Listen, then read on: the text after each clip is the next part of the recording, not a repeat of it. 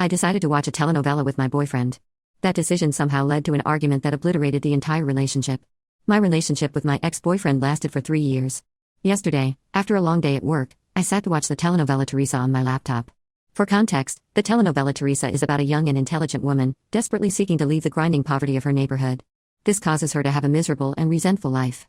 Making plans to escape the life of poverty surrounding her, she uses her beauty and often manipulates men in order to gain money from them. As I was watching the series, my boyfriend decided to join me. We watched it together for a while. Whenever I watch something, I'm always very involved in the storyline, and I react enthusiastically whenever I find a scene interesting. It became a problem when I laughed at a particular point in the series. It was when Teresa seduced Fernando, her husband's best friend and sister-in-law's fiancé. Because of this, Fernando broke off his engagement and gave himself completely to Teresa, just so she could rob him of all of his money.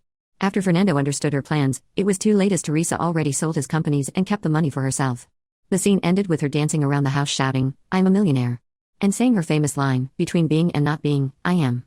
At this particular moment, I laughed at the scene as I found it funny and engaging, since the actress playing the role of Teresa was incredibly talented. When the episode ended, I looked at my boyfriend, and I noticed that he was being very silent and weird. I asked him what was wrong, and he immediately started yelling at me about how women, myself included, reinforce such behaviors. He said that it was like we were cheering them on. He said that the one thing we all ultimately want is to financially drain a man, only for us to move on to the next without remorse. I tried to communicate that it was just a series, and that he should have known me better. It was to no avail. How ironic that this man had been living in my apartment for 5 days per week. I mostly pay for takeout. He never contributed to paying the bills, although he was using way more electricity than I do. I bought him a significant amount of expensive presents, such as video games and even a Nintendo Switch. Furthermore, he never spent a cent on me since I paid all of our dates, or we would go 50-50. All of his gifts to me were handmade or bought by his mother. After he finished yelling, he had the audacity to say to me, "I bet you'll also be a blood-sucking gold digger soon enough. I know how you have been trying to improve your appearance to get a better guy in the market." I tried to lose some weight for my health and got my hair colored ginger. At the end of his breakdown, he told me that he wanted to break up since he did not expect that behavior from me. After he finished talking, I stared at the wall for about 40 seconds trying to process what went down in my house. I got up and started packing all of his things in a big bag. He tried to tell me that he did not mean it, although he was still mad at me. He said that he needed some time to think about it, before making a final decision. I simply stated that this decision was no longer his to make, and that this breakdown was the last thing I needed after a tiring day at work. I told him that nobody has the right to control how I will react and what scene I will laugh to.